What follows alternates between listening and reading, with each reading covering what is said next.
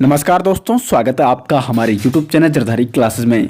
दोस्तों तो आज हम आपके ला रखे हैं ग्राम विकास अधिकारी यानी वीडियो का प्रीवियस ईयर पेपर 2016 का, क्योंकि बहुत सारे स्टूडेंट की मांग थी कि सर यहाँ पे जो वीडियो का पेपर है वो कैसे आता है और उसको आप सॉल्व कराइए जो इससे पहले एग्जाम हुआ था। तो 2016 में हुआ था वीडियो यानी ग्राम विकास अधिकारी का एग्जाम पेपर उत्तराखंड में। तो इस पेपर को मैं आज आपके सामने लाया हूं और इसको मैं पूरा सॉल्व करूंगा। यहाँ से आपको इतनी हेल्प मिलेगी, यहाँ पे अगर आप वीडियो और वीडियो की तैयारी कर रहे हैं तो आपको ये हेल्प मिल पाएगी, आपको परीक्षा पैटर्न समझने में यहाँ पे हेल्प मिलेगी और साथ ही साथ किस टाइप के क्वेश्चन पूछ जाते हैं और कितने करंट अफेयर्स आते हैं, कितने यहाँ पे रीजनिंग के क्वेश्चन आते हैं, उत्तराखंड जीके का किस लेवल का पूछ जाता है, साथ साथ अदर जो जीके है और हिंदी बहुत इंपॉर्टेंट है वो किस टाइप की पूछी जाती है, ये सारी चीज़ें आपको यहाँ पे समझ में आ जाएगी। इसलिए मैं आपको इस पेपर को यहाँ पे लेके आ रखा हूँ और आपको बता दूँ कि बहुत जल्दी मैं वीडियो के लिए क्लासेस शुरू करने वाला हूँ। उत्तराखंड जीके का कोर्स तो हमारा चल ही रहा है, लगभग हिस्ट्री और जियोग्राफी का 70% कोर्स खत्म हो चुका है और हिंदी का 4 दिन के अंतर्गत यहाँ पे हिंदी की क्लासें भी शुरू हो जाएगी और फिर रीजनिंग की भी आपके लिए यहाँ पे क्लासें शुरू कर दी जाएगी। तो दोस्तों चलिए आज की वीडियो यहाँ पे शुरू करते हैं, ग्राम विकास अधिकारी प्रीवियस ईयर पेपर 2016 का। तो चलिए दोस्तों आज की वीडियो शुरू करते हैं। दोस्तों हम आपके लिए लेकर आ रखे हैं उत्तराखंड जीके ऐप, जिसमें आपको उत्तराखंड सामान्य ज्ञान detail notes, MCQ practice set, Uttarakhand previous year paper, quiz और डेली करंट अफेयर्स देखने को मिलेगा। एप्लीकेशन को डाउनलोड करने के लिए सर्च कीजिए प्ले स्टोर में उत्तराखंड जीके और सर्च रिजल्ट में देखिए उत्तराखंड जनरल नॉलेज के नाम से एसजे ग्रुप का ऐप और इसको इंस्टॉल कीजिए और इसको एंजॉय कीजिए। और हाँ, यदि आपको ऐप पसंद आता है तो इससे 5 रेटिंग देना बिल्कुल ना भूलें। दोस्तों तो सबसे पहला क्वेश्चन यहाँ पे, इनमें से कौन सी भाषा संविधान की 8वीं अनुसूची में शामिल नहीं है? ऑप्शन है हिंदी, नेपाली, राजस्थानी या गुजराती। तो इसका जो राइट आंसर है ऑप्शन सी, इसमें से राजस्थानी भाषा जो कि संविधान की 8वीं अनुसूची में शामिल नहीं है। अब देखो यहाँ मैं प्रत्येक क्वेश्चन के बारे में आपको थोड़ा डिटेल्स जानकारी भी दूंगा ताकि आपका एक क्वेश्चन के साथ 2 या 3 क्वेश्चन अदर भी क्या हो जाएंगे, आपके तैयार हो जाएंगे। तो 8वीं अनुसूची है जो संविधान की, उसमें टोटल 22 भाषाएं हैं। साथ साथ आपको बता दो नेपाली भाषा है उसको 1997 में संविधान की 8वीं अनुसूची में शामिल किया गया था, ये भी आपको नोट करने हैं। क्वेश्चन नंबर 2 है, सुमित्रानंदन पंत को उनकी किस रचना पर ज्ञानपीठ पुरस्कार प्राप्त हुआ? सुमित्रानंदन पंत जो कि उत्तराखंड के थे।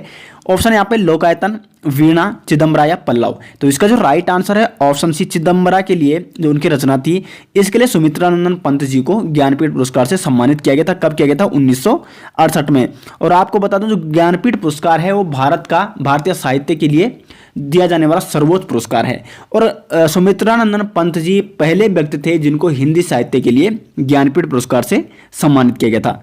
उसका तीसरा क्वेश्चन यहाँ पे, अपना उल्लू सीधा करना मुहावरे का अर्थ क्या है? अपना उल्लू सीधा करने का मतलब क्या है? यहाँ पे अपना मतलब निकालना। इसका यहाँ पे तीसरे का ए ऑप्शन राइट आंसर है। अपना उल्लू सीधा करना मतलब अपना मतलब निकाल दिया, बाकी दुनिया तो भाड़ में जाए। उसके बाद है चौथा क्वेश्चन यहाँ पे, एक तवे की रोटी क्या छोटी क्या मोटी? अब देखो यहाँ पे आप समझो कि एक तवे की रोटी क्या छोटी क्या मोटी, इसका मतलब सब एक समान है, वो बड़ी हो या छोटी हो कोई दिक्कत नहीं है। तो इसका जो राइट आंसर है ऑप्शन बी, सभी एक समान। इस लोकोक्ति का क्या तात्पर्य है? सभी एक समान, एक तवे की रोटी क्या छोटी क्या मोटी। पांचवा क्वेश्चन है यहाँ पे, निम्नलिखित में से कौन सी बोली उत्तराखंड की नहीं है? ऑप्शन है गढ़वाली, कुमाऊनी, भोजपुरी या जौनसारी। तो गढ़वाली भी उत्तराखंड की है, कुमाऊनी भी उत्तराखंड की है, जौनसारी भी जौनसार बाबर क्षेत्र में बोली जाती है, जौनसारी की बोली है। तो भोजपुरी ये कहाँ की? बिहार की है। तो इसका सी ऑप्शन राइट है, भोजपुरी क्या है? उत्तराखंड की बोली नहीं है। क्वेश्चन नंबर 6 यहाँ पे, रानी केतकी की कहानी के रचयिता हैं। ऑप्शन आप देख सकते हो, इंसा अल्लाह खां, प्रेमचंद, अज्ञे या जैनेन्द्र। तो इसका जो राइट आंसर है ऑप्शन है इंसा अल्लाह खां जो कि रानी केतकी कहानी के रचयिता हैं। नेक्स्ट क्वेश्चन है 7 है, साधु शब्द का स्त्रीलिंग क्या है? तो साधु शब्द का स्त्रीलिंग क्या होगा? साध्वी होगा। इसका ए ऑप्शन राइट है। उसका क्वेश्चन नंबर 8 है यहाँ पे, उत्तराखंड का आंचलिक कथाकार किसे माना जाता है? ऑप्शन है फणीश्वरनाथ रेणु, शैलेश मटियानी, मंगलेश डबराल या लीलाधर जोगुड़ी। तो 8वां का जो राइट आंसर है ऑप्शन बी, शैलेश मटियानी को उत्तराखंड का आंचलिक कथाकार माना जाता है। शैलेश मटियानी की प्रमुख रचनाएं कई बार पूछी जाती है, तो इनकी प्रमुख रचना है बोरीवाली से बोरीबंदर और साथ साथ मुठभेड़। ये 2 इनके प्रमुख उपन्यास कई बार एग्जाम में पूछे जा चुके हैं। सबसे ज्यादा पूछा जाता है बोरीवाली से बोरीबंदर के लेखक कौन है? तो वो है शैलेश मटियानी। ये आपको नोट करना एक बहुत ही इंपॉर्टेंट ये क्वेश्चन है। नेक्स्ट क्वेश्चन, ये सारे क्वेश्चन अभी क्या है हिंदी के 20 क्वेश्चन ग्रुप सी के एग्जाम में वीडियो हो गए, वीडियो में हो, इसमें क्या पूछा जाता है? 20 क्वेश्चन हिंदी के पूछे जाते हैं। 9वां क्वेश्चन यहाँ पे, उपमा अलंकार किस अलंकार का उपभेद है?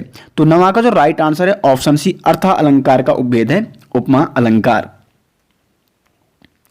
देखो मुख्यतः वैसे अलंकार तीन प्रकार के होते हैं, शब्दालंकार, अर्थालंकार और आधुनिक या पाश्चात्य अलंकार। तो जो शब्दालंकार होते हैं वो शब्द पर क्या होते हैं, आश्रित होते हैं, और जो अर्थालंकार होते हैं वो अर्थ पर आश्रित रहते हैं। जैसे उपमा, तो अगर कोई एग्जाम्पल दे रखा है तो उसका आपको अर्थ लगाना पड़ेगा, मतलब किसी के उसमें क्या दी जा रही है, उपमा दी जा रही है, वो शब्द पे डिपेंड नहीं कर रहा है। तो उपमा क्या है, इसमें एक अर्थालंकार, इसका सी ऑप्शन राइट है। उसके बाद 10वां क्वेश्चन है, चौपाई छंद के प्रत्येक चरण में कितनी मात्राएं होती हैं? तो इसका जो राइट आंसर है ऑप्शन डी, 16 मात्राएं होती है चौपाई छंद के प्रत्येक चरण में। क्वेश्चन नंबर 11 दोस्तों, हिमालय से गंगा निकलती है, वाक्य में कौन सा कारक प्रयुक्त है? करण, अपादान, संप्रदान या कर्म? अब देखो जो से कारक वो दो में है, कर्ता ने कर्म को करण से, तो एक तो करण में आ रहा है, और करण से के द्वारा संप्रदान के लिए अपादान से, एक आ रहा है अपादान, तो इसमें दो आ सकते हैं। लेकिन देखो किसी भी मतलब कोई चीज़ अगर अलग हो रही है, उससे विभक्त हो रही है, तो उसको कहा जाता है अपादान। अपादान से अलग होना, आपने सुना होगा, अपादान से अलग होना एक कारक है। तो इसमें क्या है, अपादान कारक है। हिमालय से गंगा निकल रही है, यानी हिमालय से गंगा क्या हो रही है, अलग हो रही है। तो पेड़ से पत्ता गिरा, पत्ता पेड़ से अलग हो रहा है, तो इसका मतलब उसमें क्या है, अपादान कारक है। तो 11वां का बी ऑप्शन बिल्कुल राइट आंसर है। उसका नेक्स्ट क्वेश्चन है, क्वेश्चन नंबर 12 है, हिनहिनाना शब्द है संज्ञा, सर्वनाम, विशेषण या क्रिया विशेषण? तो जो 12 का राइट आंसर है ऑप्शन डी, हिनहिनाना क्या है, क्रिया विशेषण है। देखो हिनहिनाना घोड़ा क्या कर रहा है, क्रिया वो उसकी क्या है, विशेषता है, तो ये क्या है, क्रिया विशेषण है। उसका है 13वां जो क्वेश्चन है वो है, योगाभ्यास में कौन सी संधि है? तो 13वां का जो राइट आंसर है ऑप्शन यहाँ पे दीर्घ संधि, गुण संधि, वृद्धि संधि या यण संधि? तो इसका जो राइट आंसर है ऑप्शन ए, दीर्घ संधि। योग धन अभ्यास क्या हो रहा है, योग धन अभ्यास। तो यहाँ पे आप देख सकते हो छोटा आ और छोटा आ, तो क्या मिलकर क्या बना रहा है, योगा, मतलब बड़ा बना रहा है, तो बड़ा हो रहा है, दीर्घ हो रहा है, इसका मतलब इसमें क्या है, दीर्घ संधि है। दीर्घ संधि आपको कैसे नोट करना है, कैसे याद करना है, जिसमें बड़ी मात्रा लगी होगी आ, ई या ऊ की, ये आपको नोट करना है। इसकी शॉर्ट ट्रिक है, मैं अभी आपको लेके आऊँगा संधि की शॉर्ट ट्रिक, बहुत अच्छी शॉर्ट ट्रिक लेके आऊँगा, जिसको आप देख के ही क्वेश्चन को पहचान जाओगे कि उसमें कौन सी संधि है, दीर्घ संधि है, गुण संधि है, वृद्धि है, यण संधि है। तो योगाभ्यास में कौन सी संधि है, दीर्घ संधि है। नेक्स्ट क्वेश्चन दोस्तों, क्वेश्चन नंबर 14, यहाँ पे निम्नलिखित शब्दों में से किस शब्द की वर्तनी शुद्ध है? नीरस, ये गलत है, नीरस होता है। पारिवारिक, पारिवारिक होता है, ये गलत है। उज्ज्वल, अब देखो उज्ज्वल उसमें फॉरेस्ट गार्ड एग्जाम में भी पूछा गया था कि उज्ज्वल कैसे लिखा जाता है शुद्ध, तो उज्ज्वल लिखा जाता है ऐसा, उज्ज्वल ऐसे लिखा जाता है, ठीक है। तो इसका क्या है, सी भी गलत है, और डी इसका बिल्कुल राइट, क्योंकि अतिथि, अतिथि ऐसा ही लिखा जाता है। क्वेश्चन नंबर 15 है, शिरीष के फूल किसकी रचना है? महादेवी वर्मा, हजारी प्रसाद द्विवेदी, जयशंकर प्रसाद या प्रेमचंद? ये चार ऑप्शन है। इसका जो राइट आंसर है वो है ऑप्शन बी, हजारी प्रसाद द्विवेदी जी की रचना है शिरीष के फूल। उसके बाद 16वां क्वेश्चन है, निम्नलिखित में से कौन सा शब्द आसमान का पर्यायवाची है? तो जो अनल है ऑप्शन ए है, अग्निपावक अनल ये अग्नि का है, पवन ये हवा का है, गगन, अब देखो गगन आसमान, तो गगन क्या है, आसमान का पर्यायवाची, इसका सी ऑप्शन राइट है। बाकी जो सुमन है वो फूल का पर्यायवाची है, तो सी ऑप्शन 16 का राइट आंसर है। उसके बाद 17वां क्वेश्चन है, यहाँ पे निम्नलिखित वर्णों में से पंचम अक्षर कौन है? अब देखो जो व्यंजन होते हैं उनमें व्यंजन में एक वर्ण है, तो उनमें 5 अक्षर होते हैं, मतलब का वर्ग में भी, चा वर्ग में भी, पा वर्ग में भी। का, खा, गा, घा, गा, तो क्या है, गा, का वर्ग का पंचम अक्षर कौन है, गा है। तो इनमें से पंचम अक्षर कौन है, इसमें है माँ, डी का, पा वर्ग का, ठीक है, पा, फा, बा, भा, माँ। तो इसका 17 का डी ऑप्शन बिल्कुल राइट आंसर है। उसका 18वां क्वेश्चन यहाँ पे, निम्नलिखित में से कौन सा संयुक्त व्यंजन है? देखो संयुक्त व्यंजन कौन सा होता है, दो व्यंजनों के योग से बने हुए व्यंजन को क्या कहते हैं, संयुक्त व्यंजन कहते हैं। संयुक्त व्यंजन 3 है यहाँ पे, एक है छा, तरा और ज्ञा। जो छा है ये मिलकर बना है का और सा से, का और सा से, ठीक है। उसके बाद जो तरा है वो बना है त और रा से, और उसी प्रकार जो ज्ञा है वो बना है जा और प्लस या से, ज्ञा, ठीक है। तो इसमें ऑप्शन आप दे सकते हो, ज्ञा ऑप्शन है, तो ये क्या है, संयुक्त व्यंजन है, डी ऑप्शन इसका राइट आंसर है।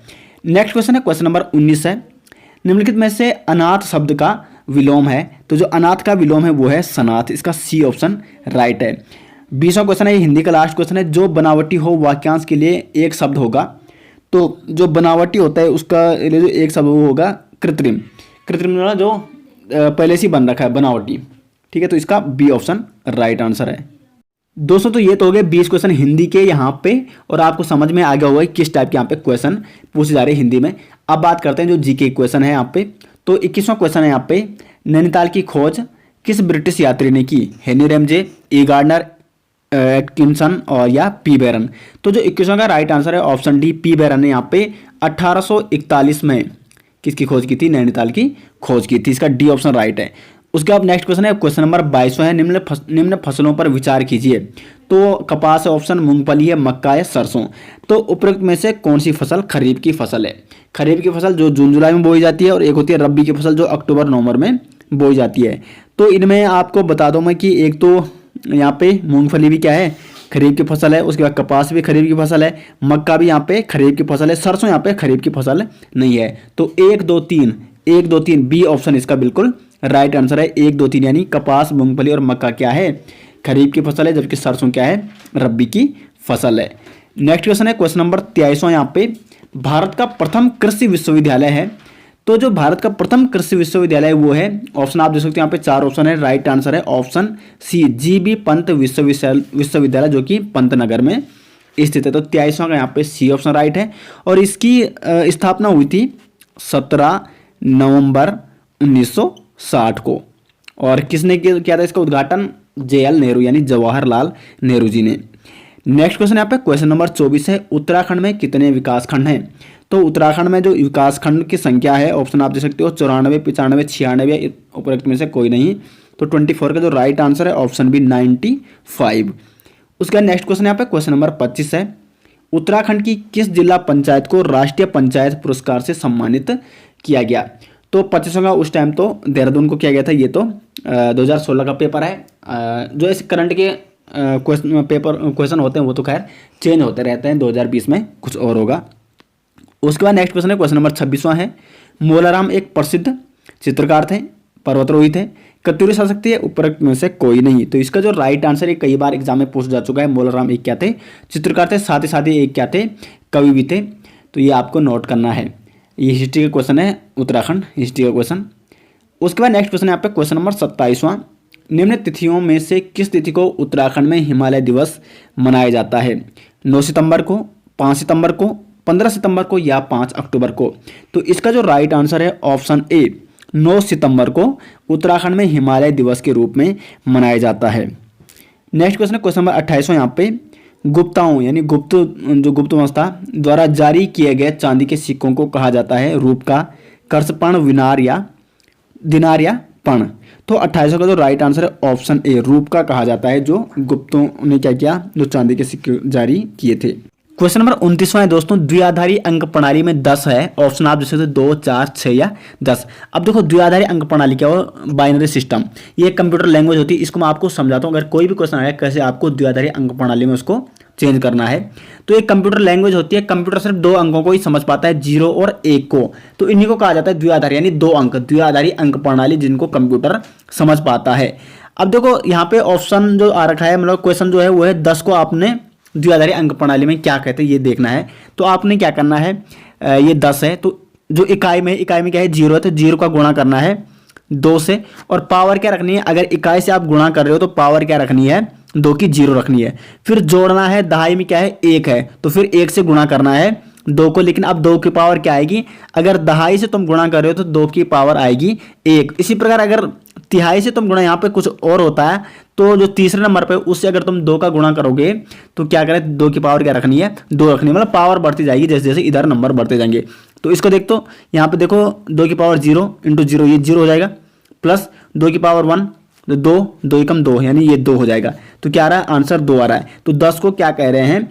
2 कह रहे हैं। इसका ए ऑप्शन राइट है। अब देखो, अब मैं आपको 100 के बारे में समझाता हूँ। अगर आपको ये समझ में आएगा तो बिल्कुल आप 100% समझ जाओगे। तो जैसे मैंने अभी कहा था, यहाँ पे कैसे करना है? इकाई में 0 है तो 0 से गुणा करो 2 को, और पावर क्या रखनी है? अगर इकाई में है तो पावर 0 रखनी है। फिर प्लस होगा, दहाई में क्या है? 0 है, तो फिर 0 से ही गुणा करो 2 को, दहाई में क्या रखनी है? पावर 1, मतलब पावर बढ़ती जाएगी। फिर जोड़ना है, यहाँ पे क्या है? 1 है, ये सैकड़ा में, इकाई दहाई सैकड़ा, जो सैकड़ा में आएगा तो गुणा करना है 2 से, और 2 की पावर क्या रखनी है? यहाँ 0 रखी, यहाँ 1 रखी, यहाँ रख दो 2, मतलब पावर बढ़ती जाएगी। तो यहाँ की 2 की पावर 0 इंटू 0 0 हो जाएगा, प्लस 2 की पावर 1 इंटू 0 0 हो जाएगा, प्लस 2 की पावर 2 2 ना 4 इंटू 4 तो 4 आ जाएगा। तो आंसर क्या आ रहा है, 4 आ रहा है। तो 100 को क्या कहते हैं, द्विआधारी अंक प्रणाली में 4 कहते हैं। अब आपको ये समझ में आ गया होगा। अब मैं आपको बताता हूँ 110 का आपको खुद सोल्व करना है। 110 को क्या कहते हो, हमें कमेंट बॉक्स में जरूर बताइए कि द्विआधारी अंक प्रणाली में 110 को क्या कहा जाता है। नेक्स्ट क्वेश्चन दोस्तों, क्वेश्चन नंबर 30 यहाँ पे। कंपाइलर एक ऐसा सॉफ्टवेयर होता है जो परिवर्तित करता है कैरेक्टर्स से बिट्स, मशीनी भाषा से उच्च स्तरीय भाषा, उच्च स्तरीय भाषा से मशीनी भाषा, या डी ऑप्शन है वर्ड्स से बिट्स। तो इसका जो राइट आंसर है ऑप्शन सी, उच्च स्तरीय भाषा से मशीनी भाषा को कन्वर्ट करता है कंपाइलर।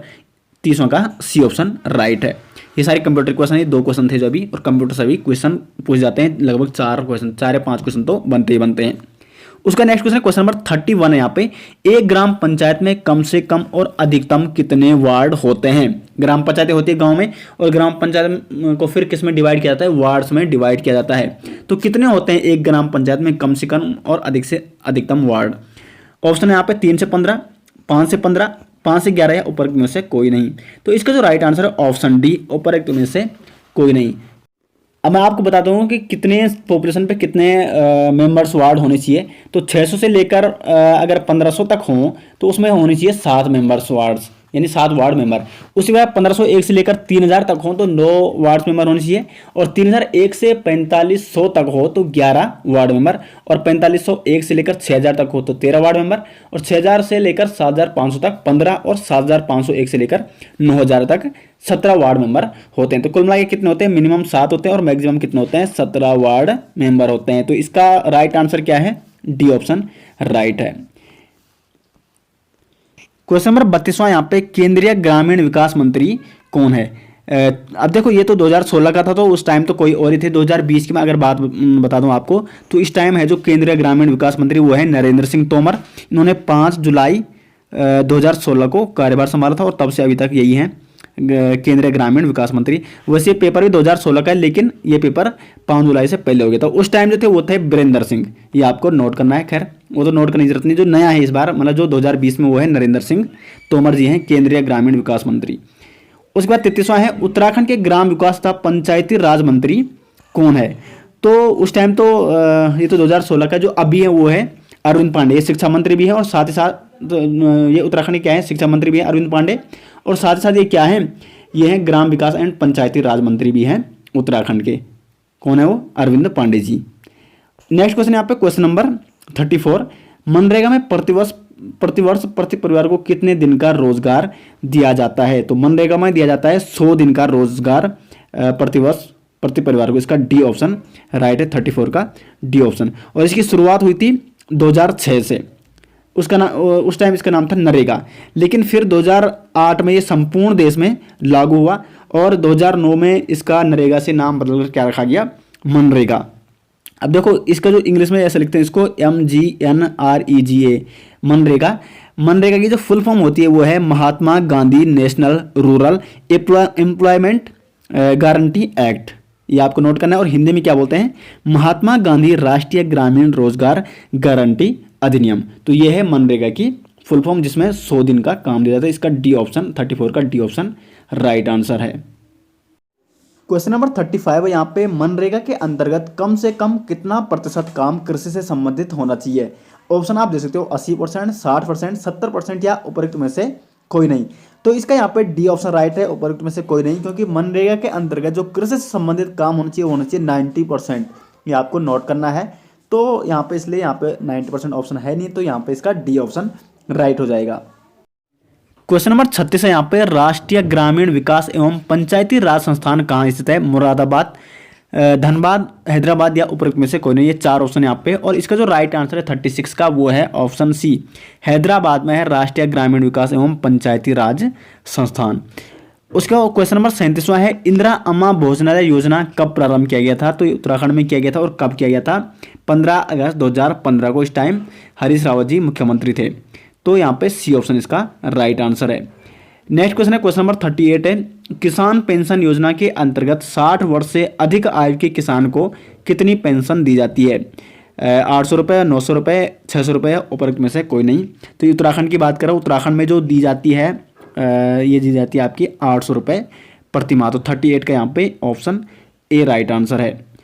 39 यहाँ पे 135 डिग्री को रेडियन में लिखेंगे तो कितना लिखेंगे 3/2 बी ऑप्शन है 3π/4 या 6π/7 या π/6।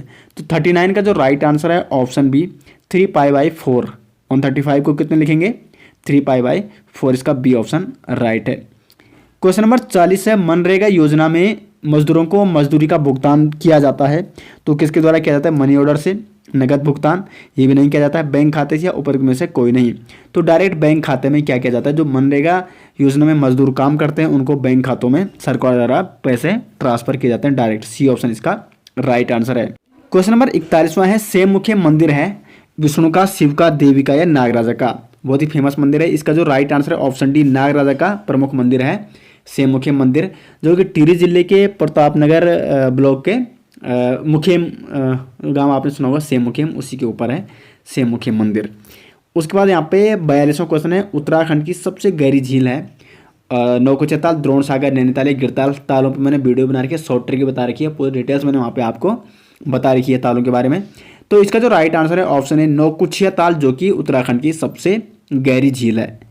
नेक्स्ट क्वेश्चन की ओर बढ़ते हैं। क्वेश्चन नंबर 43वां यहाँ पे केदारनाथ में जल आपदा कब आई थी। तो जल आपदा, केदारनाथ की आपदा तो आपको याद ही होगी। ऑप्शन यहाँ पे अप्रैल 2013, मई 2013, जून 2013 या जुलाई 2013। तो इसका सी ऑप्शन राइट है, जून 2013 में केदारनाथ में आपदा आई थी। उसका 44वां क्वेश्चन है पिरान कलियर स्थित है हरिद्वार में, देहरादून में, रुड़की के नज़दीक या रायवाला में। तो जो पिरान कलियर है ये कहाँ स्थित है, रुड़की के नज़दीक, का सी ऑप्शन राइट है। और जो पिरान कलियर क्या है, एक पिरान कलियर शरीफ है यानी एक दरगाह है सूफी संत की। 44वां का राइट आंसर है, सी ऑप्शन राइट आंसर है। नेक्स्ट क्वेश्चन है क्वेश्चन नंबर 45वां है विवेकानंद पर्वतीय कृषि अनुसंधान केंद्र की स्थापना निम्न में से किसने की थी। Doctor Rajeev Ram, doctor Vicky Jain, doctor Boshi Sen या डॉक्टर SR कश्यप। तो 45वां का जो राइट आंसर है option C doctor Boshi Sen ने क्या किया था, विवेकानंद पर्वतीय कृषि अनुसंधान केंद्र की स्थापना की थी। शुरुआत में इसकी स्थापना हुई थी कलकत्ता में जुलाई 1994 में। उसके बाद 1936 को इसको अल्मोड़ा में स्थानांतरित किया गया और साथ साथ 10 अक्टूबर 1974 को भारतीय कृषि अनुसंधान के अंतर्गत इसको क्या किया गया रखा गया। अब ये किसके अंतर्गत आता है, भारतीय कृषि अनुसंधान के अंतर्गत आता है विवेकानंद पर्वतीय कृषि अनुसंधान केंद्र इसका नाम उसके बाद पड़ा। उसके बाद 46वां जो क्वेश्चन है वो है उत्तराखंड के कुल क्षेत्रफल का कितना प्रतिशत भाग पर्वतीय है, 90%, 86%, 50% या 45%। तो जो उत्तराखंड का कुल पर्वतीय क्षेत्रफल है वो है 86%, इसका बी ऑप्शन राइट आंसर है। तो 46वां का बी ऑप्शन राइट आंसर है। 47वां है मैती आंदोलन के प्रणेता हैं जो उत्तराखंड के वन आंदोलन होते हैं उससे मैं वीडियो बना चुका हूं और वहां पे आप देख सकते हो पूरी डिटेल्स। तो जो मैती आंदोलन के प्रणेता है वो है कल्याण सिंह रावत जी और मैती आंदोलन की शुरुआत हुई थी 1994 में। कई बुकों में आप लोगों को 1995, 1996 भी मिल सकता है, 94 मैक्सिमम राइट आंसर बताया गया है।